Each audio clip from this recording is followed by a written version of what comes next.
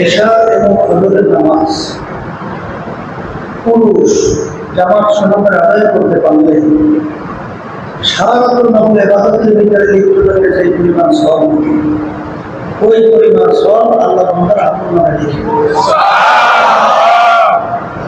দেবে। বেশি রাত করে আমরা ঘুমাই, কিন্তু আমরা এখন রাত্রে অনেক সময় 3 ধরে ঘুমাই। আবার আল্লাহ মাফ করুন, বর্তমানে একটা বড় বেদি বের হয়েছে মোবাইল। এই মোবাইল দেখার অভ্যাস করছে না, ওই সারা রাত নফলে এই মোবাইলের ভিতরে লিখতে দেখে সমস্ত আমলের মজা লাচ্ছা সব নষ্ট হয়ে যায়।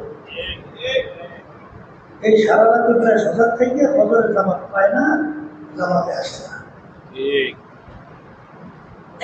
আসলে ব্যাপার হলো মানকানা লিল্লাহি কানা লাহু ওয়া মান ইয়াতাওয়াক্কাল আলাল্লাহি ফাহুয়া হাসবুহু। আপনি যদি নিয়মটাকে সুন্নাত তরিকার উপরে চলেন আর আল্লাহর তাওয়াক্কুল যদি আপনি করেন, ওই বন্দাবান্দির জিম্মাটা আল্লাহ হয়ে যায়।